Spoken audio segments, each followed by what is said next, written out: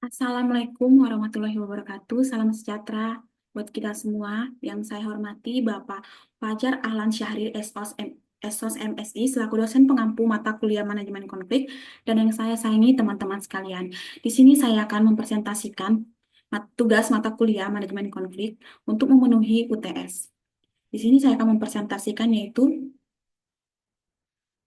pengertian konflik organisasi, di mana konflik organisasi adalah suatu fenomena yang tak terhindarkan dalam setiap organisasi yang muncul akibat perbedaan pendapat, tujuan, nilai, atau kebutuhan antar individu ataupun kelompok. Nah, konflik ini dapat memengaruhi efektivitas dan produktivitas organisasi secara keseluruhan. Pengertian konflik organisasi menurut Stoner dan Walken 1986, konflik organisasi terjadi antara antara dua atau lebih anggota organisasi karena mereka harus berbagi sumber daya atau aktivitas kerja yang terbatas dan atau karena mereka memiliki status, tujuan, nilai, atau persepsi yang berbeda. Konflik ini dapat muncul dalam berbagai bentuk, baik itu konflik tugas yang berkaitan dengan pekerjaan maupun konflik hubungan berkaitan dengan interaksi antar individu. Selanjutnya itu konflik antar lembaga pemerintahan secara vertikal dan horizontal.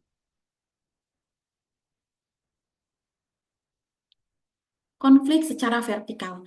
Konflik vertikal adalah konflik yang terjadi antara pihak-pihak yang memiliki kedudukan tidak setara dalam struktur organisasi atau pemerintahan. Dalam konteks pemerintahan, ini sering melibatkan hubungan antara pemerintah pusat dan pemerintah daerah, atau antara atasan dan bawahan di dalam suatu lembaga.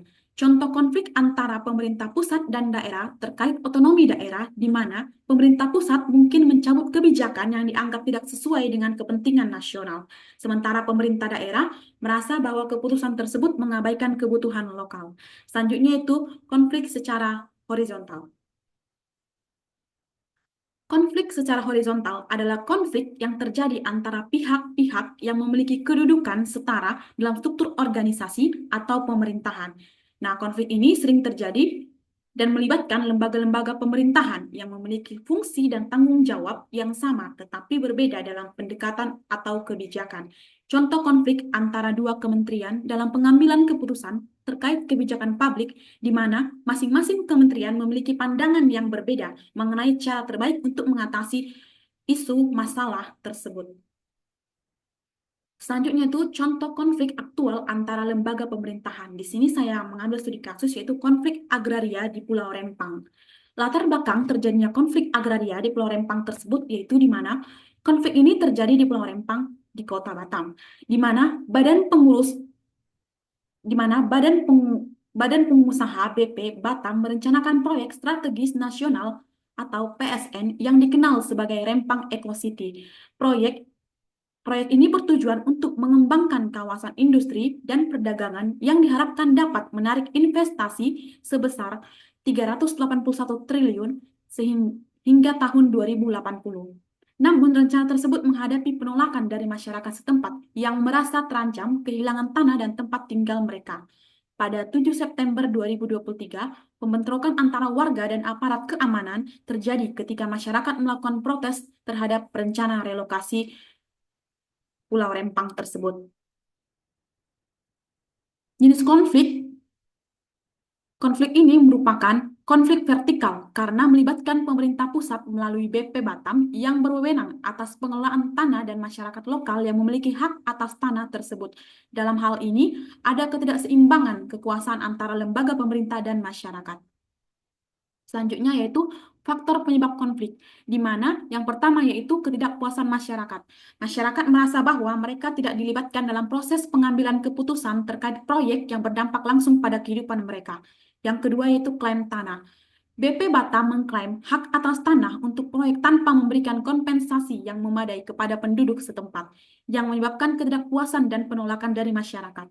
Yang ketiga yaitu kurangnya komunikasi. Tidak adanya dialog yang efektif antara pemerintah dan masyarakat mengenai rencana pembangunan menyebabkan kesalahpahaman dan ketegangan. Selanjutnya yang keempat yaitu kepentingan ekonomi. Proyek ini didorong oleh kepentingan ekonomi yang lebih besar, seringkali mengabaikan hak-hak lokal dan berdampak sosialnya.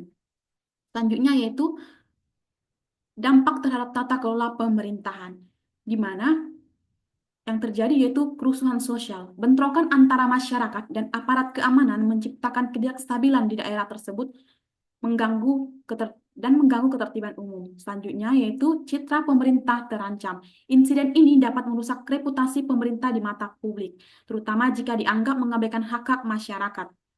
Selanjutnya itu pelanggaran asasi manusia. Tindakan represif terhadap protes dapat mengarah pada pelanggaran hak asasi manusia, memperburuk hubungan antara pemerintah dan masyarakat. Selanjutnya yaitu gagasan, solusi atau strategi penyelesaian konflik tersebut. Ini gagasan atau solusi strategi penyelesaian konflik menurut pendapat saya yaitu dilakukannya yang pertama yaitu dialog terbuka. Nah, mengadakan forum dialog antara pemerintah BP Batam dan masyarakat untuk membahas rencana pembangunan secara transparan dan inklusif. Selanjutnya yang kedua itu kompensasi adil. Menyusun skema kompensasi yang adil bagi masyarakat yang terkena dampak relokasi untuk memastikan bahwa mereka mendapatkan manfaat dari proyek tersebut. Yang ketiga yaitu pendidikan dan sosialisasi. Melakukan sosialisasi mengenai manfaat proyek kepada masyarakat untuk meningkatkan pemahaman dan mendukung mereka. Yang keempat, mekanisme penyelesaian sengketa. Membentuk mekanisme penyelesaian sengketa yang melibatkan pihak ketiga untuk menangani konflik secara adil dan objektif. Reformasi, selanjutnya yang kelima, reformasi kebijakan agraria. Memperkuat kebijakan agraria yang melindungi hak-hak masyarakat adat dan lokal dalam pengelolaan sumber daya manusia. Nah, kesimpulan dari presentasi saya tadi yaitu di mana konflik organisasi antar lembaga pemerintahan adalah fenomena yang tidak dapat dihindari, yang muncul akibat perbedaan tujuan, nilai, atau kepentingan.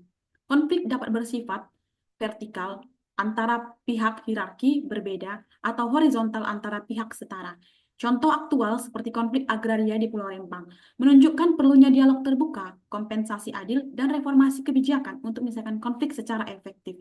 Dengan pengelolaan yang baik, konflik dapat meminimalkan dampak negatifnya dan bahkan menjadi peluang untuk meningkatkan tata kelola pemerintahan serta hubungan antar pihak. Sekian dari presentasi saya ucapkan terima kasih.